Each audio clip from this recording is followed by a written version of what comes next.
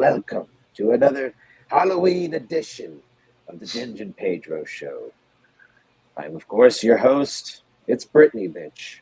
Alongside me, Mr. Pedro.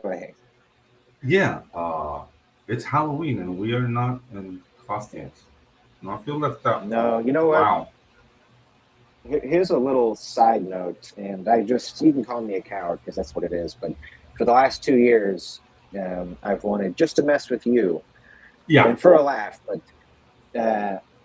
this is maybe going to make me sound insane, but it's Halloween. But for the last 2 years, I thought it would be hilarious if I did a Buffalo Bill costume, so I could just say, "Would you fuck me?" I'd fuck me. Well, okay. Next year, if you do Buffalo Bill, I'll do Jodie Foster. How about that? All right, I guess. Yeah. Do I have to tuck? I mean, I was gonna tuck, but if we're not, I mean, we might get struck. Yeah. No, I don't think we will. If we reenact, I don't think we're gonna get struck. If we use footage, maybe, but yeah. Well, at this point, I'm just a trans man, so we can call that what it is. Yeah. So I mean, we can just strike me down, and I will return more powerful than you could possibly imagine. Yeah. Okay. All right, buddy. I've had a little something. You had your fun. Yeah. I did. I can see. All right, let's kick this biatch off, shall we? Yeah, let's do it. Before we start with our wonderful guest, real quick, I promised Pops we would pimp the Roku Madness Network. So this is the last day for the Roku, taking the madness and the mania over to the Roku network. So speaking of being free of being struck with, YouTube's guidelines and so on, that's what the whole idea behind the Roku is being able to create and speak how we want. And also Pops has got all kinds of tiers available on there. And I've had one sold already, cool. Script commission. Yep. And so we added another one on there. And so that's out there available. Today's the last day, and we are a little bit behind schedule, sadly, but Pops is out there right now over on John's Long Box. Wow. But that guy's like sort of collecting them all. I don't know if you've been catching his interviews. He's been getting some big guys. But so Pops is away for this episode, but without further ado, I will kick the Roku ad just real quick.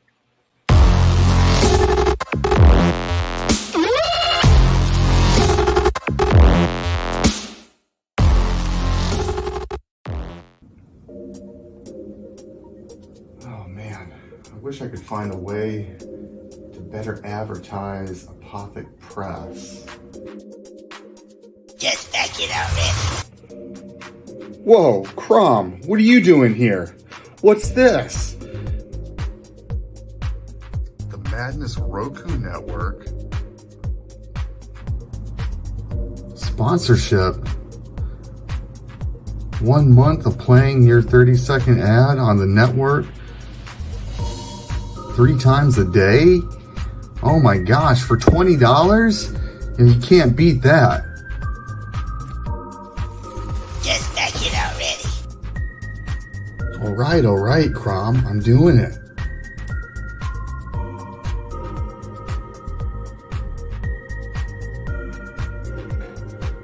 Awesome. Hi, I'm Tanner Hurley, founder of Apothic Press. I back the Madness Roku Network, and so should you.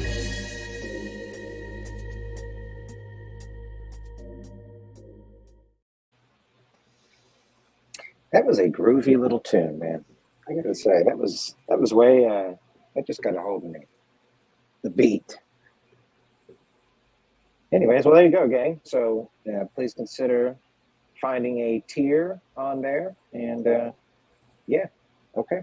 So real quick, Pedro, you and I, we've got a little something. Oh, yes, we do. Going on. At the end of this episode, I'll share some. I've been commissioning some art, fan art, if you will, promo art. Yeah, getting that in and colored. Excuse me. So, first, let me share this. Yeah, let's call it promo art. I don't think we deserve fans yet. No, it's promo art. Fair enough. Because you don't really pay for fan art, anyways. Yeah. I think. But that's all good because I've commissioned some really great artists, and I'm excited to show that off. Here's the MailChimp for all those out there. Oh yeah, sign up, guys. Okay. Spread the word. Yep, absolutely. All right. Awesome. Okay, so we'll pimp more of that at the end of. Yeah, we'll pimp it more at the end of the show. I don't want to. I don't want to keep our guests waiting too long. This is another. This is our second Dutchman of the month, my friend. Yeah. I told you we had 2 of them lined up. This and the October. last Dutchman of the month because it's the end of the month. So absolutely, we started with one and now we'll end with one. And exactly. I figured I've got one question for you, buddy. Yeah, and the thing is, like, it's among them to decide who is the better Dutchman. Absolutely. Well, there's no need for that now. Come on. My question is, I just love pistols, man. Like a duel with pistols. Like I'm a better Dutchman than you are, so. How are you a better ball? Yeah. Fire. Oh, how about a better ball and duel? That would be awesome. Well, perhaps we'll twirl our mustaches and discuss. But my question is, buddy, why is the rum always gone? Yeah, exactly. You know what I mean? Yeah. Captain Jack. We've got. I know we've got a. I had a better segue in my head. I was trying to do something. This week we've got somebody flying in, the Flying Dutchman himself, Dave Brink. Okay. The Halloween special. All right. Thank you for bearing through that. Dude, it was so easy. Just like, do you fear that? Should have done that. Yeah. I should have rewatched. It's been so long since I've watched that movie. Yeah. I should have pulled some quotes. Oh, damn. Hi guys. Hey guys. Hi guys. Yeah. So who was the first Dutchman that you had? See what I mean? We're creating Bonzart. Yeah, Bonzart Bokel. Oh, right. Yes. Yeah. So maybe you can have like a bitter ball and Koepp to see who's the better Dutchman. Like, I don't know. I'm just or freaking Devill. Yes. Yeah. Yeah, that's a good plan. Yeah. Perhaps. Is there a traditional way Dutchmen settle things? Do you guys duel in the streets? With bitterballen, yes. With We bake bitterballen and then we put it on the clogs and we shove tulips up our butts. Nice. And then we compare, right? Yeah, exactly. Compare how many they fit. No, dude, but speaking of which, like I've had bitterballen in Frikandel, and it was a good time, man. It's good food. It's good eating. Mm-hmm. So, What bitterball? I've not heard of it. I thought it looks like a meatball, but you have to be careful because it's not a meatball. You bite into it, and it's full of a like gooey broth, and it's scalding hot, and it will burn your tongue if you're not careful. Yeah, if you're not careful, you will taste it for days. Yeah. It's freaking awesome. I'll tell you what. Our version of it down south here, it looks a lot like a hush puppy. Yeah. Hush puppies. Yeah. Space. I don't. Sometimes they have different. It's like a different filling on the inside. Sometimes it's like stuffing for like Thanksgiving. It's kind of like a family get together thing. But yeah, it looks a lot like this. Everybody loves the name Hush Puppy. Hush puppies. Yeah. Hush puppy. I've had hush puppies. Well, there you go, gang. Pedro, what's your version of it? Now we're just sort of going around the world here. Our version of it would be hunger, because I live in Latin America and we're all starving. Oh, okay. So yeah, maybe. All right, you take what you can raw get. flour direct from the bag would be like our version, and a fly in our eye. All right, somebody sent some aid money. That went dark. I know. I'm sorry. Okay, so let's real quick. I see a couple faces out there in the chat. I'll just say hello. Yeah. This is my first time seeing him, but as a big Power Rangers fan, I tip my hat to Green Ranger C. Wheeler. What's up, C. Wheeler? Thanks for coming by, buddy. I'm not sure which sketch he's referring to, but jolly good show. And okay, maybe it's this sketch. We've got Sketchy Guy in Nevada. Hey, buddy. He says he came in at the wrong time, probably during the dance portion of the show. That's fair.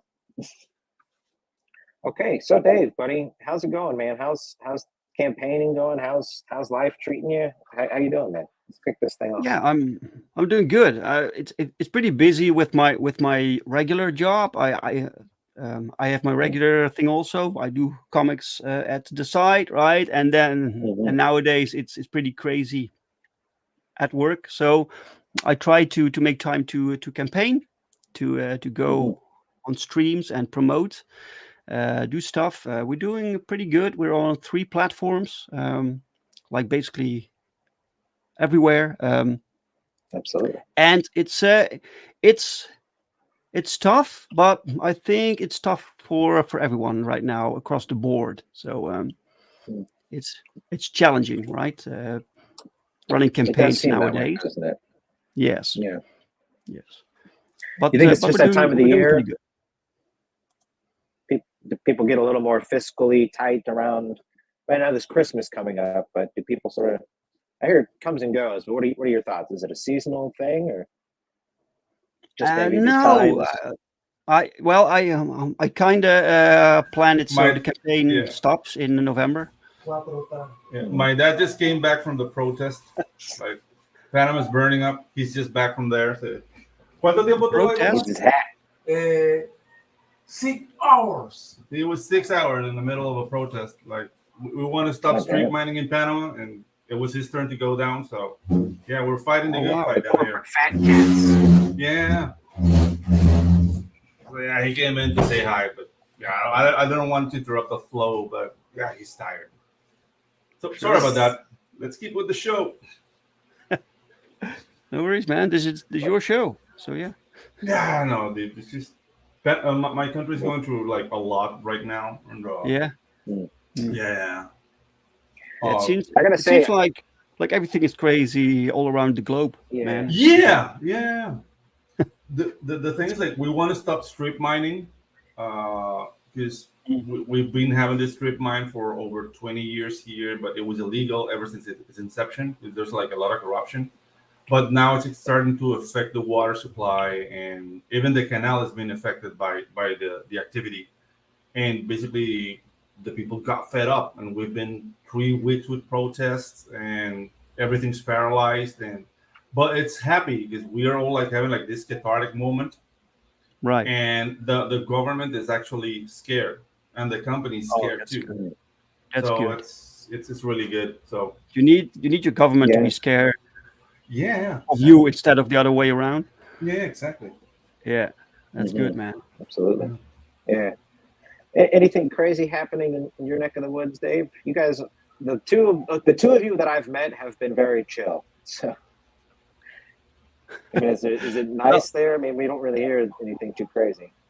No, it's pretty nice here. But I gotta say, a few years back, I decided to stop consuming news because it got me depressed, right? And there's too much going on. I pick things up, not only locally but also worldwide, and it's just too much, man. I can't keep up. I can't process it. There's too much going on, and I'm happier when I'm just doing my thing here. I'm making my comic books. I'm basically cocooning in my own little world here, and I think that's the healthiest approach for me. So oftentimes people want to talk politics with me, and I know a little bit, but not enough to give like worthwhile feedback or something, because I just had to stop caring. Yeah, I feel you there. I mean, it's a full-time job for a lot of people. And I see we got Greg in the chat here. I don't know that I can Gregory. say this on YouTube. Oh, shit. Hello, Greg. No, you know the rest there. Use rot your brains. Good point here. Yeah. No, that's by design, I think. I mean, it's just, it's all distraction. It's all... Yeah, it's all. But there is a bunch of horrible things going on. And most of this shit you can't do anything about, right? It's out of your control. I see people going crazy about things that happen on the other side of the world. I'm like, is it really worth it? You have to try to keep sane and to make your own life worth it, and so. Got to watch some Frasier sometime and just chill out. Frasier's the new show good? New Frasier. I don't know. I don't know. Didn't one of them not come back though? It wasn't like his brother. Yeah, the that brother, didn't right? come back or something. Oh, he's so good. How can you not come back? I don't know, man. I don't remember Fraser that well. Was he? Yeah. I forget the name of the movie, but he played the killer, and it's like this straight-laced, dude in a suit. But it was, it's very well done. Good movie. Good up. But anyways, so Greg here, real quick, he says it's important for people to know who the villains are. Outside of that, there's not much to do with local data. Yeah. Fair enough. All right. Okay, so speaking of comic books and villains and the story of everything, let me go ahead and pull up. So we've got 2 campaigns running right now, Dave, right? We've got an IGG and a Fund My Comic. Yeah, it's basically all one campaign, but I spread it out over 3 platforms, right? So it's on Kickstarter also.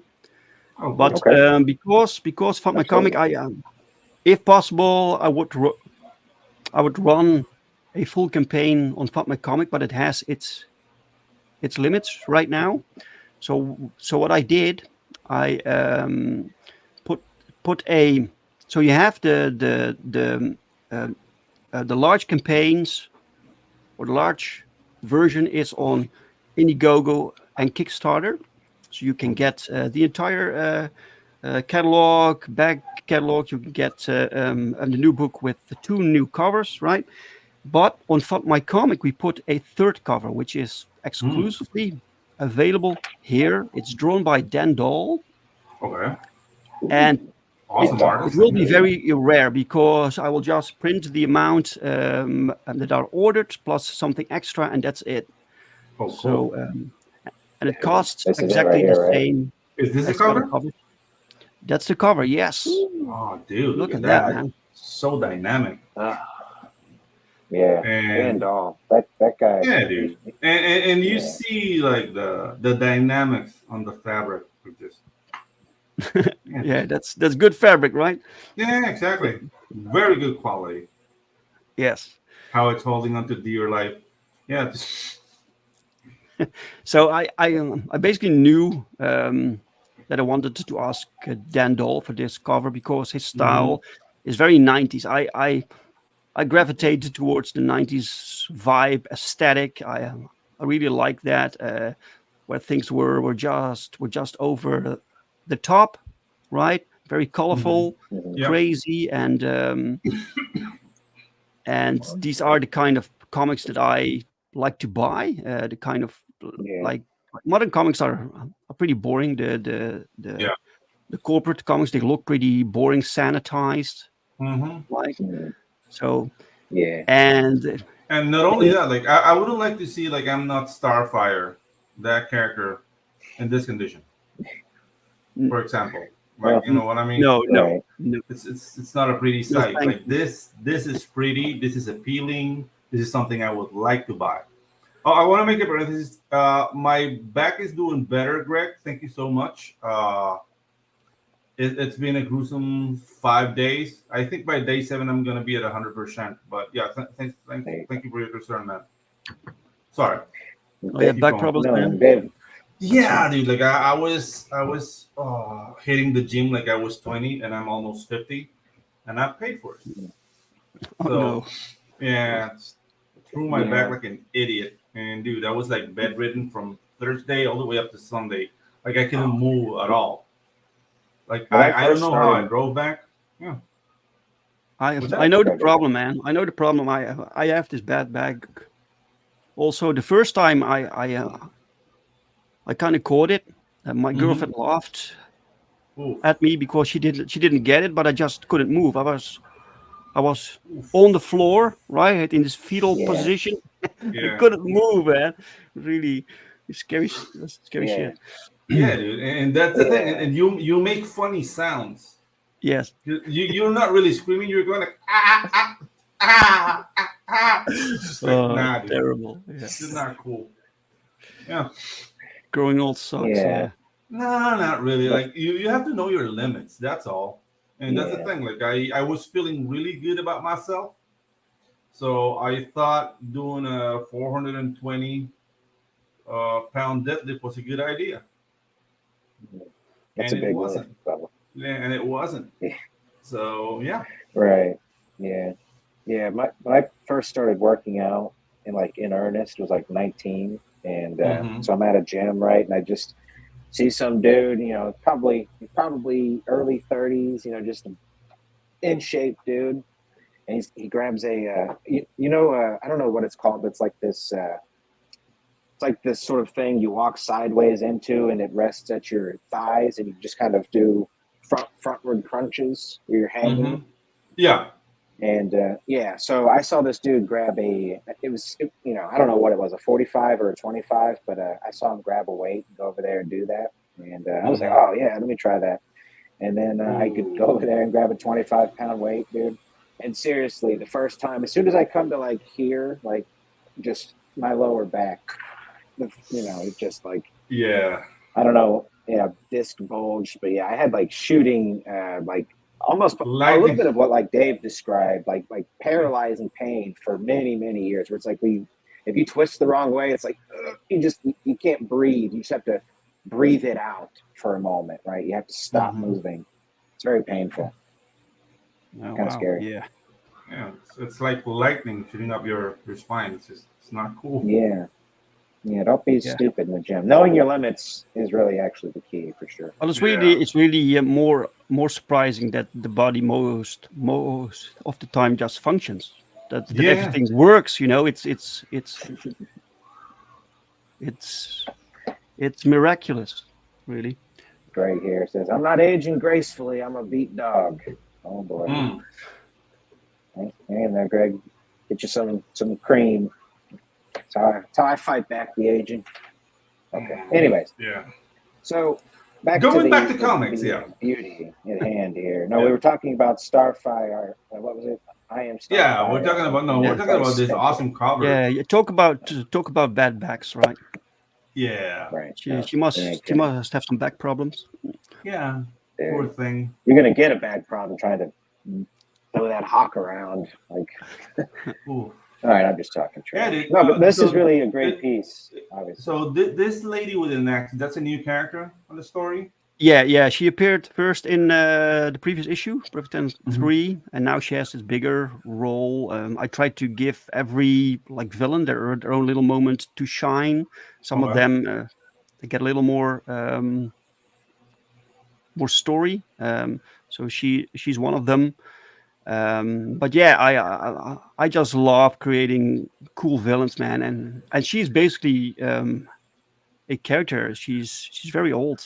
I created her when I was 16.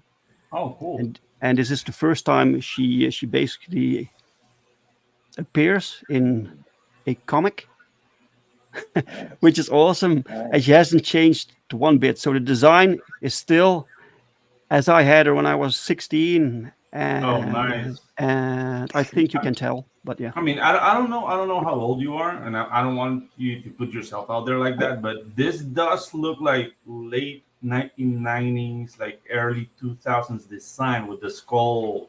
Yeah. It's very 90s inspired. I just absorbed that era.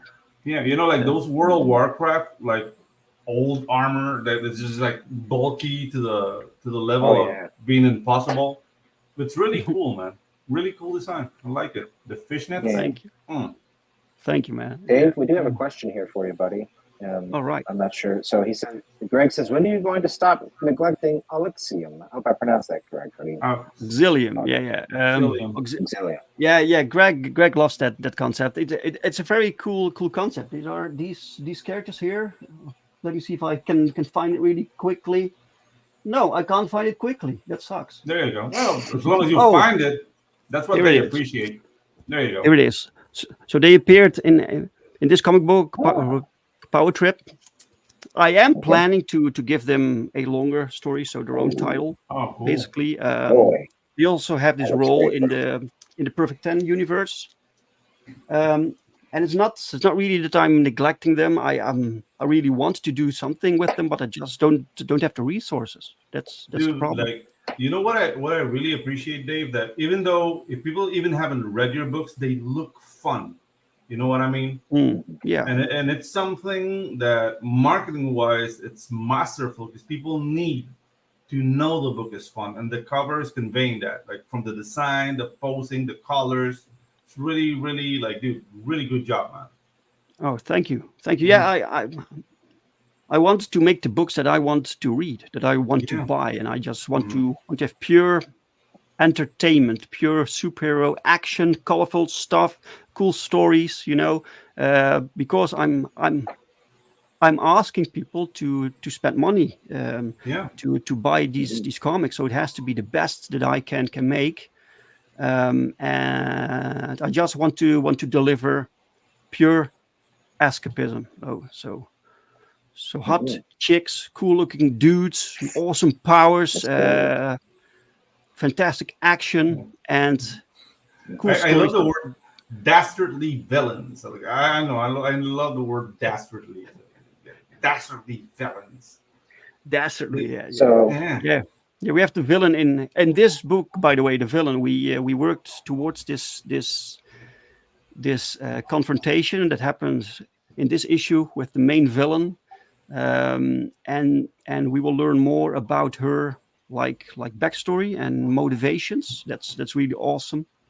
So most villains are not just like we're the villain because we decide so. It's they have reasons, right? They have their own lives going on. Yes.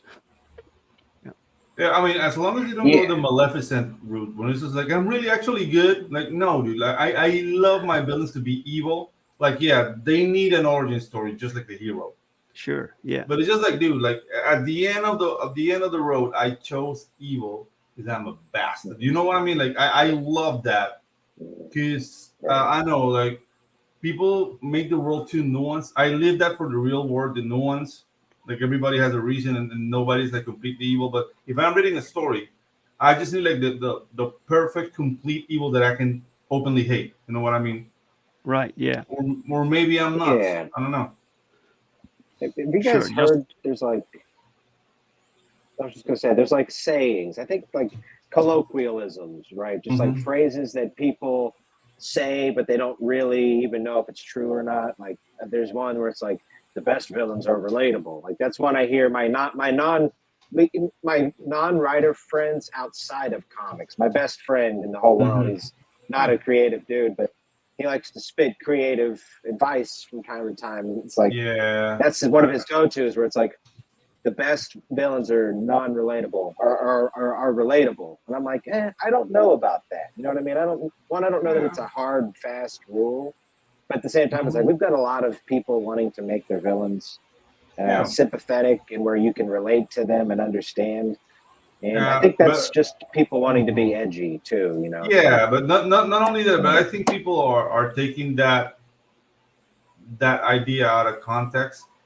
Because what they mean by relatable is that we as complete humans, we do have base sentiments. You know what I mean? Like, we do think of evil shit, but we repress it because we want to live in society and we don't want to go to jail. But I don't want to say like I think evil thoughts daily, but at least like twice a week. Sure. Like something might happen to me and I will wish ill on somebody. You know what I mean? But I repress that. So the relatability will be more akin to that within our humanity, we have the propensity to be evil. And sometimes seeing a villain do something dastardly, okay, that word again, it's a bit cathartic. You know what I mean? Because it's just like, if I only let go, I would do that. But I won't, because I'm a good Christian and law-abiding citizen, you know? Being good sometimes takes work. You know, you have to learn how to make the right decisions. You have to think about things. You have to have responsibility. So it's actually more difficult to be good than to do whatever you want, right? Mm-hmm. Yeah. And nowadays you have this push also towards making villains more relatable, but also turning like heroes into jerks, right? So these boundaries are becoming gray instead of black and white. Because everybody's a victim, right? Yeah. What happened to him? It's interesting when you try to think about it, because there's also like this other half of that concept of relating to villains. It's like I'm thinking like, okay, how does one really relate to the Joker unless you're an absolute homicidal maniac? Yeah. And it's like you've got that, people where they want to be the Harley Joker couple. You've got those people, but it's like at the end of the day, it's like, how are you really? Please tell me how you relate to Deathstroke. Are you a master martial artist assassin? I don't know. Like, I've dated Harley Quinn several times throughout my life. I can safely say that. You have a type, then, I see. Yeah, I have several Harley Quinns. Not all of them, but some of them like match the profile, I guess. So. There you go, buddy. Okay, I feel you. Yeah. No, so real quick, we've got Neo Star. We've got a couple comments. Star. The brilliant star that shines through the night, the jagged rock in the boot of crime, the miser man, the rest. What's up, brother? And Greg says, I'm a sucker for monsters villains. Yeah, absolutely. Dude. It's freaking awesome. Sometimes a crook just needs to be a crook. You got it. Yes. Now, well, I think the most important aspect of a good villain is that they need to be scary. They need to be a true threat, right? So, so threatening. That's so they can be relatable maybe in some sense, but still they have to be like dangerous. Right. Yes. Now that's a good point too, and I don't mean to sort of be talking so much here. It's silly, but one thing for me, and it's Halloween, so I guess I'll ask you guys too. For me, the thing that scares me the most is some people say clowns. Pedro, I've heard you say clowns. For me, it's just people, right? Like I'm a big true crime guy, and generally speaking, people are just they can be the full spectrum, right? We know this. So all that to say, I actually agree with you, Dave. It's like the threatening part of it. That's what makes a person scary in real life, right? It's like somebody that's intimidating or threatening for one way or another. But what about you guys? What's your favorite horror thing? Is it people? Is it slashers? Is it werewolves? Clowns? I have a very weird answer, but I don't know. Let's leave the guess for last. My biggest fear is homelessness, sir. Sure. Right. There's a lot of horrible things that could happen. Yeah, I have to say, no, but it has to do with how my life has traversed. Because if I have to duke it out with somebody like armed, like I'll do it. Like fuck it. Like I'll panic afterwards. Because that has happened. Like I get hit by adrenaline, like, and then like, what have I done? So but a moment in my life, I ended up being homeless for 2 days. And dude, like I felt horror because I've only done nothing but work my whole life, and being in that situation was horrible. It was horrible. And dude, that's something I don't want to go through again. So if there's something that will be something like, it's homelessness. Right. Okay. Yeah, that's it. Very interesting. Yeah. Dave, what's your biggest fear? Let's get personal here, buddy. Well, I liked your answer, Mark, about people.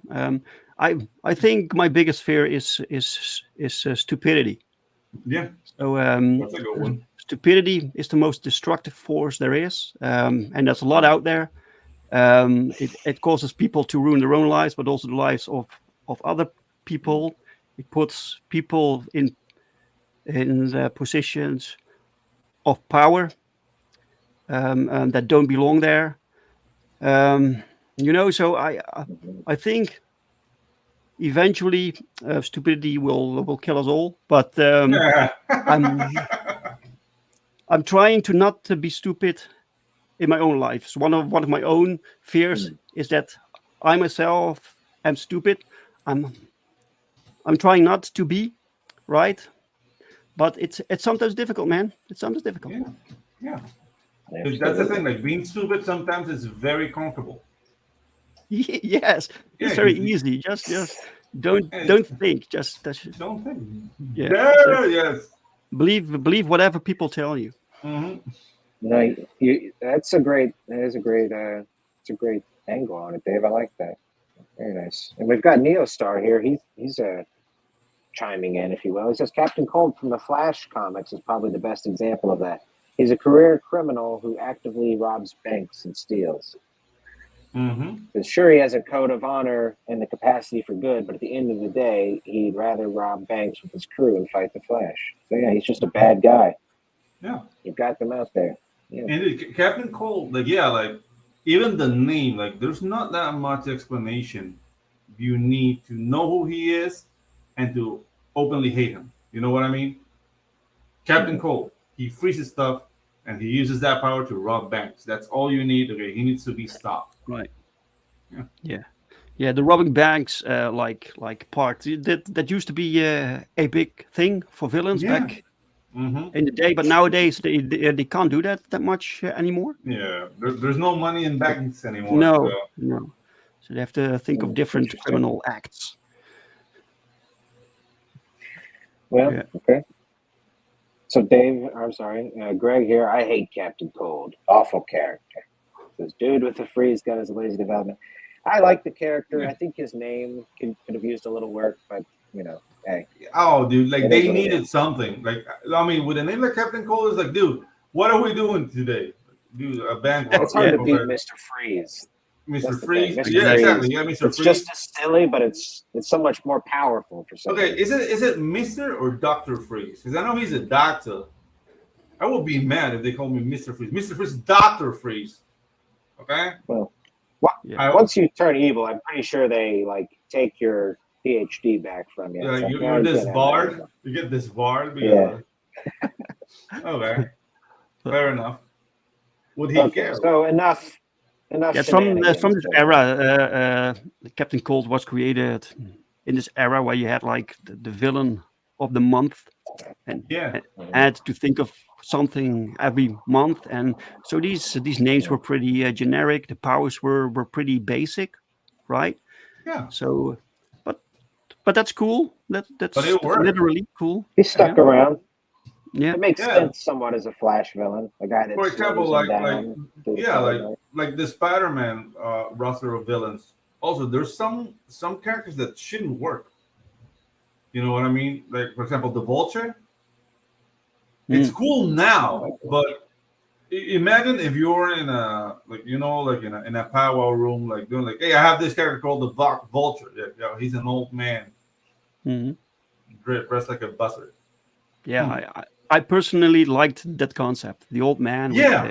With the but the thing is, I love it too. I'm just thinking about if I had to pitch it and nobody knows, the character. Like, that's a hard sell. Because the rhino, the rhino, it's a rhinoceros.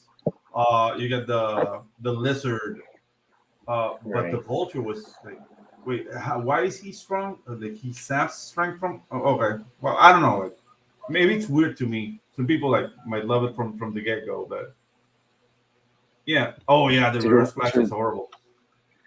Reverse flash. Yeah. Well, okay. So, anyways, well, let me grab the whole. Yeah, it's also this trope, right, with superheroes, and have this contrasting villain, the villain with exactly the same power set. Yeah. Every superhero has that, basically, almost. Right. But coming back to Perfect 10 though, your roster of villains is completely unique. Like, dude, somehow I feel like you put more work on the villains than the. Yeah, but villains are so much fun to create, man. You don't have any limits. You can give them like goofy powers or disgusting powers that don't work for heroes. Yeah. So you're much more limited when you design like heroes that need to look cool. They need to have cool powers. They need to be sexy. With villains, you could go nuts. Yeah, I remember you invented this like character that shoot like hot lard. Yeah. And that was gnarly. Like that, they didn't give me nightmares, but I was thinking about that for a little while. Like, ooh. Yeah, the funny thing is that I created that character in the 90s, and did nothing with her for since a few years back, and in the meantime, no one else came up with the same concept. Yeah, it's very unique. It's very unique. Yes. So I just got lucky. Yeah. I like it. I mean, yeah, but you are kidding, bro. With this art, the whole art style is like Look at that art, 90s, early 2000s. It's just, I mean, obviously that's Pau's work is just stellar, man. It's fantastic. Yeah. And he also brought on Daniel, and the colorist, and those two together, they produce art that is just phenomenal. It's phenomenal work. Yeah, your whole team, including Dan Dahl, like in any other universe, right? On Earth 2, these guys would all be Marvel pros, right? Like, we got a lot of them in the indie community, but they're not Inuits in wheelchairs or something to work at Marvel. Right. I can be Professor X. I'll shave my head. Yeah. Have somebody wheel me around. Pedro, you can wheel me around. You'll be my Colossus. That sounds... Yeah, you don't want to get canceled, man. You don't want like a black Latino manservant wheeling you around. I know, especially me as a ginger. Yeah, exactly. Like, do you want me to wear a turban, sir? Well, I wheel you around. Yeah. I mean, just we can arrange that. Okay, so exactly. Tell us about the series, though, Dave. I want to hit this trailer here, but should we do that first? Oh, sure. Go ahead. All right.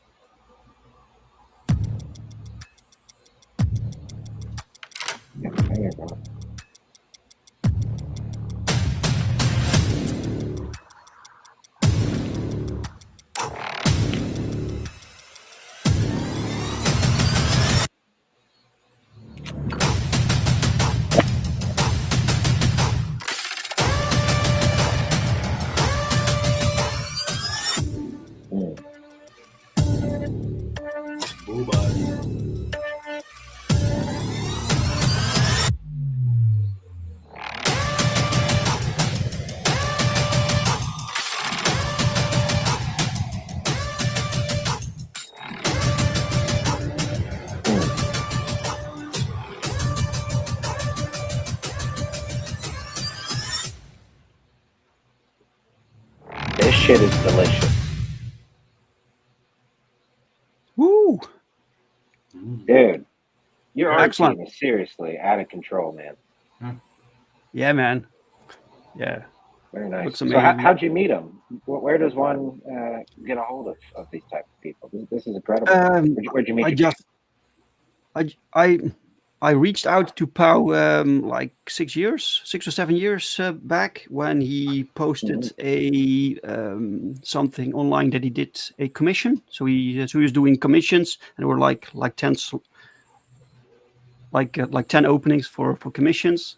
So I jumped on that, and he did a promo pinup for one of my earlier series called Earthling. That was the first time he ever drew something for me, and I was such a big fan.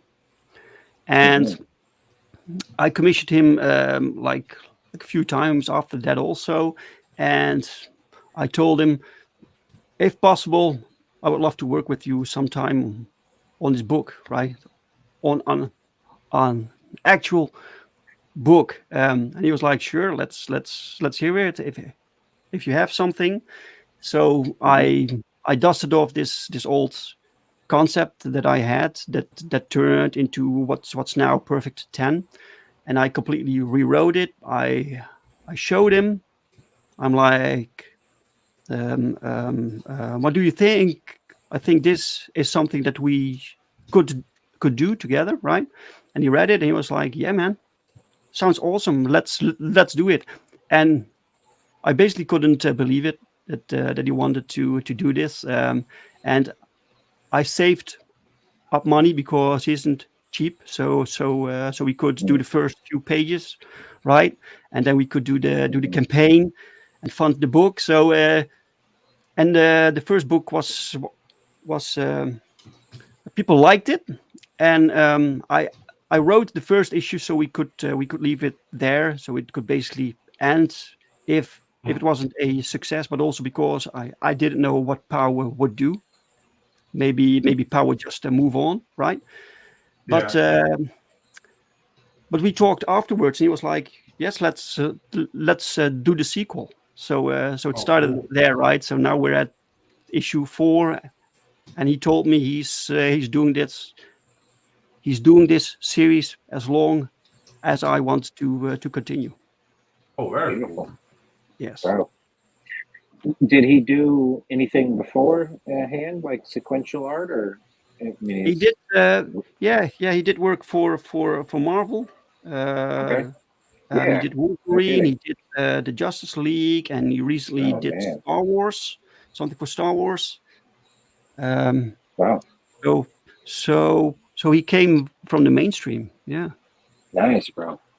Yeah, well, that makes sense because you seriously really couldn't ask for anything better in terms of the art off of this. So tell us about the characters, buddy. Yeah. Sorry, Pedro. Yeah. So the main. I'm used to it. The main character, she's called Ten. She's a synthoid. That's short for biosynthetic metahumanoid. She's created in this program called the Perfection Program, and she's created to basically be a assassin to kill superpowered criminals. So she wakes up in this universe, which is much like the Marvel universe, with all kinds of super beings, and there are too many superpowered criminals, so more criminals than there are heroes, and she is one of 10 synthoids created to tackle the problem. But these villains, they find out, they attack and destroy the entire program where she's from, and she's the last synthoid left, and that's where the first book starts. And now during the series, we learn more about the program that created her. Plus, we learn more about the villains. They have their own reasoning also. So that's pretty awesome. That's pretty awesome. So she basically wakes up in this war. There's this war between these two factions, and she is in between, and she has to find her own role in all of this while trying to stay alive. Man. And we introduce new villains plus new heroes in every issue. So this issue we introduce Gorgeous and Grotesque. Those are these two in the black costume. As if you scroll down a little bit, you will see it. Yes, sir. Right here. Yes, those two. Right here. Yeah, you can see them better if you scroll down. And okay. So those. Yeah, so those were also created years back, and they appeared in this art book that we released. Also, they looked different because when they finally appeared in this comic, I wanted to do a redesign. I wanted because the original Grotesque, so the big dude, he was gray, and I thought it was a bit boring. I wanted to try something else, so we tried different colors, and then we landed on the yellow. So I redesigned the costumes also, so the costumes became blacks for the contrast with the yellow skin plus the white hair of the girl. And this is how these new characters develop, right? So, and they make sense in the story. So it's not like I'm just throwing characters in there to throw them in there to show them. No, they have to make sense to the story. I actually needed two heroes for this story, so it all worked out. All right. Well, we've actually got a question that's sort of in that vein. Greg asks, do you have a rogues gallery planned out in advance, or do you create a new villain for each book as you go? It's I have like a complete catalog of villains. So I just pick which one I want to use for the story. Plus, I create oftentimes a few new ones that I can use specifically for that story. So they have specific powers that I need, for instance. So that happens, but most are created beforehand. So this universe, I started creating characters when I was very young, right? So I built this catalog of like 200 characters right now. So I can just pick some and then dust them off, redesign them, change them up when necessary. So yeah. Yeah, no, I got to say, I actually love that. As a kid, it wasn't with superheroes, but that was a thing me and some friends did. I tell the story on the show from time to time. But like one of the sort of earliest creative things I did was me and some friends in 6th grade. We took basically a bunch of paper, stapled it together, and made like magazines, and we just drew dragon designs inside of it, right? And just different dragons, just having fun. But, good times, man. Cool. So, absolutely. Real quick, we've got Ray. What's up, Ray? Ray Halo. Ray. What's up, Ray? The web guy extraordinaire. Who's in the chat? We have one other thing. Greg says these characters look great. I dig the designs. Absolutely, dude. Oh, thank you, Greg. Thank you so much. Greg says, you've got your shit together, Dave. So I assumed you had a rogues gallery, but 200 characters, damn. Yeah, well, I say that, but a lot of these characters are still in concept, right? So I have basic ideas for them, and like I think like 50%, 50% is like story ready, so I can just throw them in, and the rest still needs to be developed. So yeah, it takes time, some people want to have this massive superhero universe within like they have one book out, and it doesn't work like that.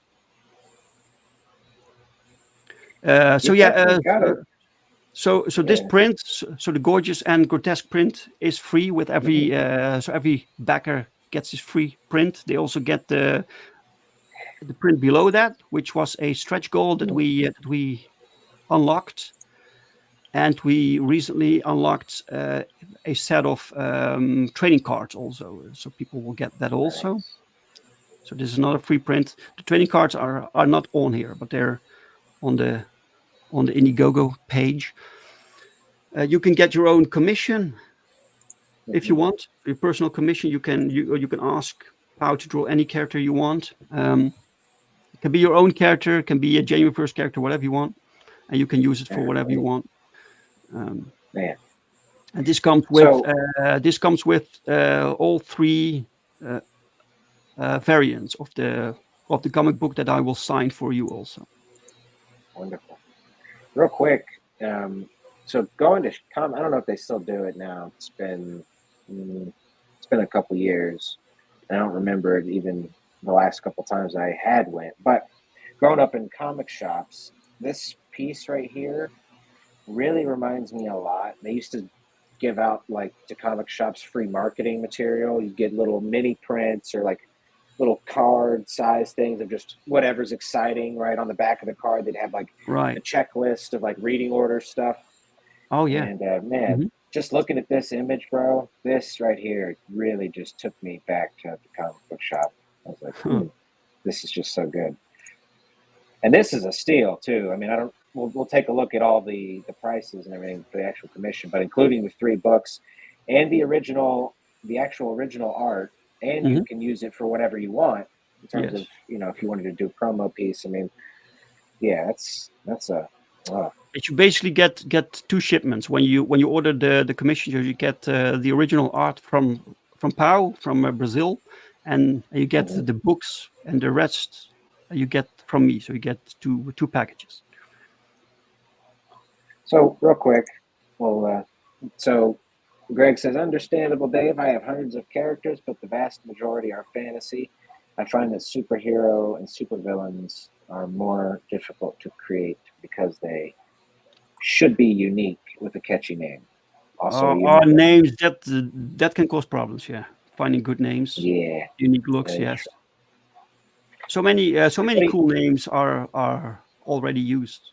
So you have to find something else somehow, and then you think you found something, and you Google it, and it's already used. And it's sometimes it's terrible. The name for American Bliss, for instance, this character that took me 6 months to find American Bliss as a title. Right on. Glad you made it through. That's sort of one of my. It's always like nerve-wracking when you get an idea that you like. But for me, and I know I do Google searches on names, but I sort of have a ritual that I like to do first before hitting Google. I've had like, I got as a birthday present or a Christmas present when I was like 15 or so, the Marvel and DC encyclopedias, like the character encyclopedias. Mm-hmm. So I still have them. I love them dearly. Those are awesome. Yeah, flipped through them a million times as a kid. So it's like, that's part of my ritual when I'm creating superhero characters. I will start there, and if I have an idea for a character, like a name, I'll be like, okay, let's see. Is there a power set that's similar? I just reference those encyclopedias for fun, mm-hmm. and then I go to Google too. But it's like something about flipping through the big books just gets you excited. Yes. I have some of those also. Some of those old Marvel Universe mm-hmm. books, right? Right. That's fun to read. Absolutely. So, but sometimes these stupid characters, I'm like whoever thought of this, or they have like knockoff characters from their own characters, so they make this copy or the second version or the third version. I'm like, I don't really see the point. Yeah, that's sort of one of the things. Comic books have been around, little superheroes have been around for 80 plus years at this point. And it's difficult to find. And there was like the standards quality. It's like you mentioned earlier with Captain Cold. It's like, we got to get this thing out. God damn it. Yeah, exactly. Yes. So let's talk perks, buddy. Let's talk rewards. Sure. Let's talk. Yeah. So well, we start with the digital. The digital. So people times are tough. But if you want to support independent creators, you want to support Perfect 10, you like the title, I can send you the digital book for just $8. As soon as the book is done, I will send it to your email. And then you can get the physical book for $14. Mm-hmm. So this is like 36 pages complete, right? And this comes with like right now we have 2 free prints that come with it. If you signed up, by the way, during the pre-launch stage, you get a 3rd print also. Ooh, very nice. So that's for the Fund My Comic backers as well. The 3rd print. Sorry. The Fund My Comic backers as well get the 3rd. Sure, yeah. Yes, okay. Everyone. Cool. Yeah, and that's this beautiful Dan Dahl cover. Dan Dahl, I can't stop gushing over, dude. Yeah, so you can only get this cover through Fund My Comic. Very nice. Yeah, boy. Okay, so we got the $30 catch-up tier here. Yeah, this is the digital catch-up tier. So 4 PDFs. You get 4 PDFs from me. Yeah. All right, very nice. And then we go. We've got a catch-up tier A. Yeah, but the title doesn't. The title is wrong. I asked Luke Stone if he could change it. It's a catch-up tier cover C because this is the exclusive cover, right? So you get the entire series of Perfect 10 with cover C of issue 4 and cover. Issue 3. You will get a random cover. We have like 2 variants for cover for issue 3. So whatever is in stock, you will get. Very nice. Do you have any one of the variants nearby? If not, it's completely fine. Oh wait, yeah, just out of curiosity. This is issue 3, right? So issue 4 is not printed yet. This is issue 3. This is one of the variants, and this is variant A of issue 3. Oh man. Cover B. So you get Nice, one of bro. those you get a random one. All right. And for $50, especially considering dude, it's indie pricing, yeah, this is a very handsome, Yeah, and offer. shipping is about $14 because Okay. I need to ship from the Netherlands, right? Right. Absolutely. Yeah. No, that's $15 from overseas shipping. That's I've heard nightmare stories about the shipping. So yeah, what's your secret on the shipping there? Is it just the luck of the draw, or No, you it's going critical through blast. somebody, or okay, Critical yeah. blast, sir. It's I It's the- I ship like big boxes to Critical Blast, and they will distribute it through the United States, and Europe.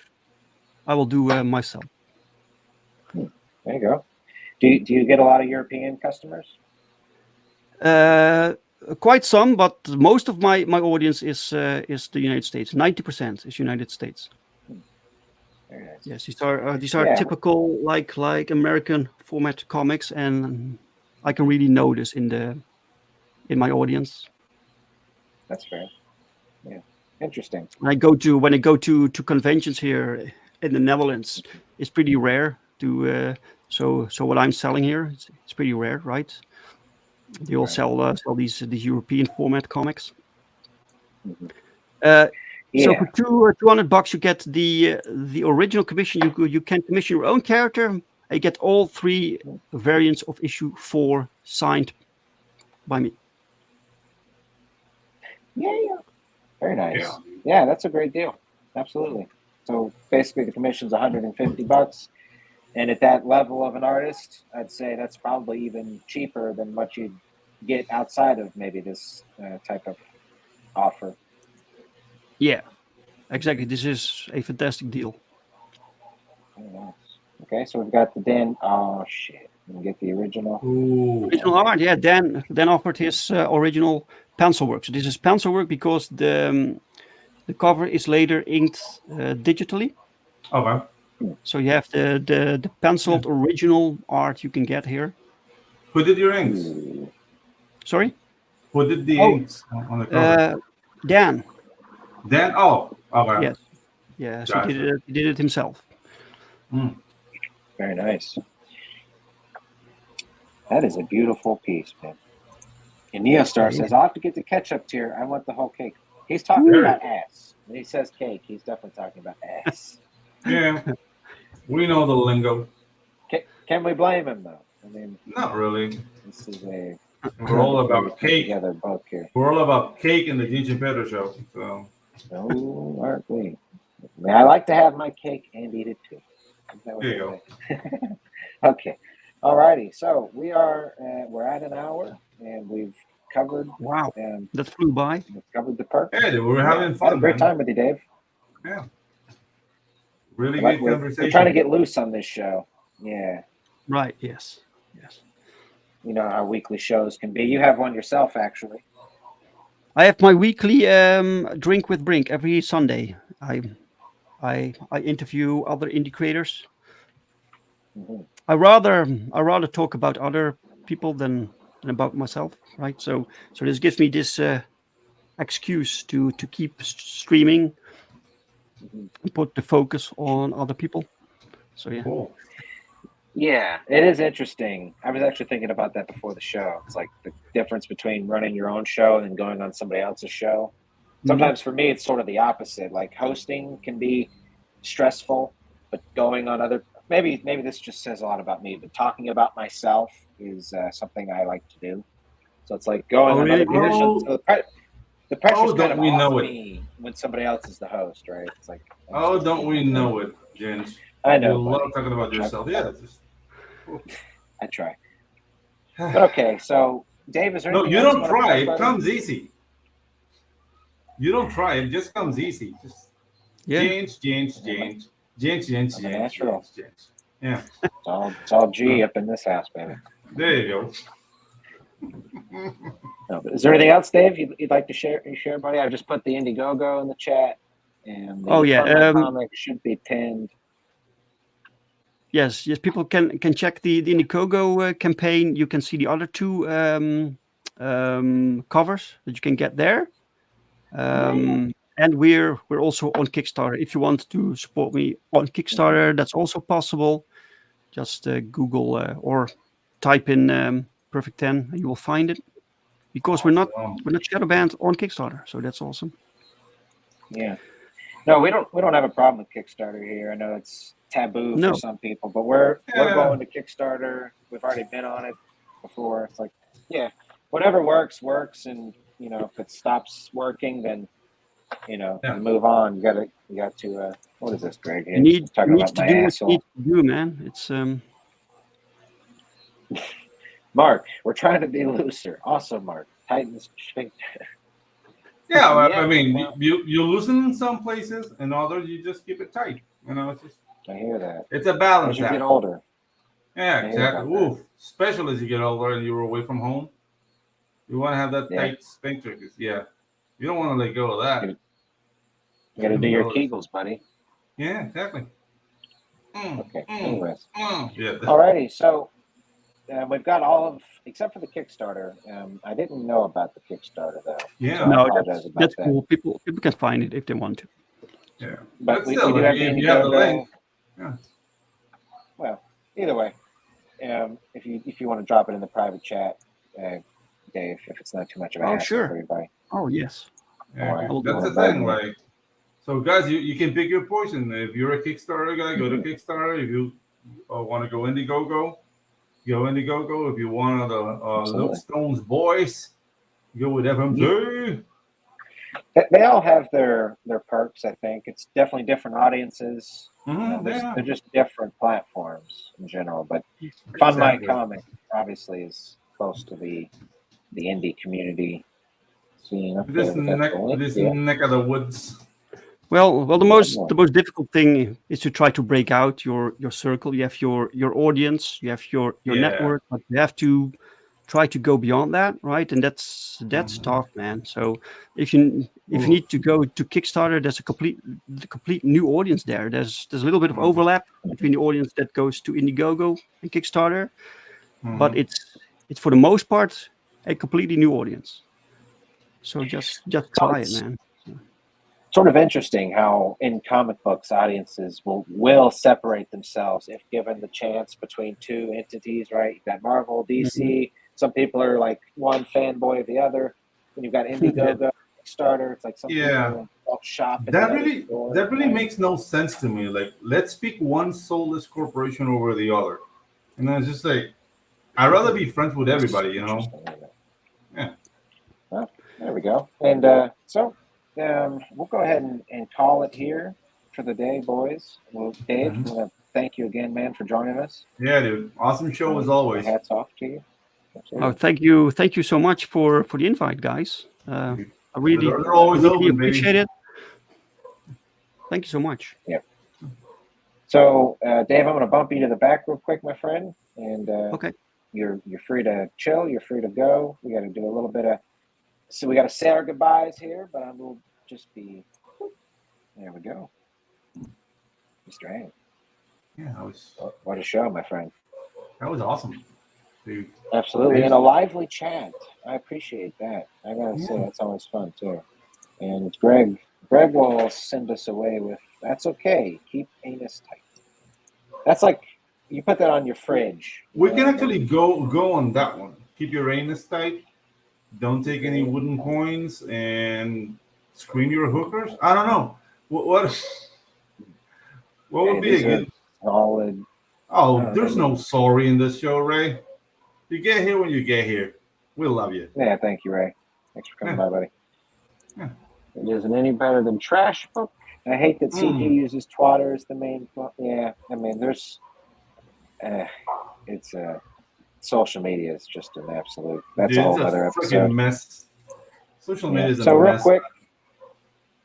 Okay, Greg says keep that anus tight. It's solid advice for any situation. Generally speaking, that is true. All right, boys. So real quick, I want to show off just a little bit of this commission art I've been getting in. Do it. These are two pieces from Big Boy Robo and a manual He's that's Big Boy Robo's on that's his Twitter. Mm-hmm. So this one he just sent yesterday. This one is fully colored. This one's done. The other one he's got to put a little bit of finishing touches on. Ooh, I saw the pencils on boy. this one. Look at that. Yeah. Oh man. Yeah. We got Savi here with her Magic Rama, our little Indian flavor. Not to get too spicy curry on you. Oh, dude, I'm already calling it. I'm already calling this the Mecha Cultural Appropriation Central. Like, I don't care. Come at me. I expect a little bit of that, to be honest. Yeah, we're so. I don't care. I mean, I don't care either, truthfully. And I almost kind of welcome it because it's like, all right, let's monetize a little bit of this shenanigans, right? Exactly. If people don't like that we're telling this story, that we're too. Well, I'm a white dude. You're brown, but you probably get more of a pass. Yeah, dude. Nah, I don't. We're a Sunday. Hey. Well, that can get sexual real quick. I don't want to be your little cherry on top, buddy. Oh, and I'm not going to be your banana split either. Whatever. Yeah. Oh, dude, no, don't do that. Oh yeah, Sophia Ryan. So this one, there you just go. Needs to put, these are the flats, and he's going to be hitting me up with the finished piece. But yeah, man, we got waifus and kaijus rolling. I'm lettering. You're working on trailer in between being injured, and nobody's faulting you for that by any means. So God bless you, buddy. Hope you get well soon on that. I'm on the mend. I'm gonna be ready by week's end. I reckon. He's gonna be ready. Yeah. Wonderful. Okay. I'm still working. I'm still working on the on the trailer. Like, actually, I finished it. Well, it's not finished, but I finished cleaning up. Asina showed you, so maybe we can share that today. Yeah. So, here it is. Pull your dick out. Let's see it. You just get it ready. And it's some Korean action. Yeah, boy. Korean? Some Korean action. Dick? Yeah. You do? Oh. Nice, bro. Man. Yeah, so principal animation is almost done here. The background is going to be done in particles, so I'm going to handle that in After Effects. And more than likely, I will make the missiles in After Effects too. So I'm not going to use this. Yeah. So this is just like a placeholder, so I can like know where the twirl of the robot goes. But, right. Yeah. So I get that. No. And this I'm going trailer, to start. We're going pretty balls to the wall on this thing. This is going to be our version of an anime opening. Like, yeah. Very nice, bro. Just I'm going all out. Mashing together. Yeah. Now, Kith. Oh yeah, Dave had to head out. I forget that it's 2 a.m. over there. Yeah. Whatever you need to do, buddy. Ray says, "Oh wow." I have not seen this fully done up yet. I have not seen this version. Yeah. Okay, you're not seeing it with the lighting effects. So this is with the lighting effects, but it will make it slower as it renders. But dude, and the thing is, like, I couldn't go to my brother's house to record the song because I blew my back. But that's also like as soon as like the country opens up, I'm going to my brother's house. So we can record the song. So yeah, dude, it's gonna be a lot of fun, man. Yeah, this thing's gonna knock some socks off, everybody. So I got the link in the chat here. Go ahead and sign up for some pre-launch. Pedro and I, we're gonna have to cook up some interesting ideas to get you guys excited. Like I said, I got promo art coming in. We got Vic King on a piece. I've seen the almost finished pencils. I believe he's going to be inking that. Oh, sweet. Okay, so everybody, that's the show this week. Who do we got next week? We got happy Halloween, everybody. Oh, that's right. Happy Halloween. Yeah, happy Halloween. Go get some candy and keep your anuses tight.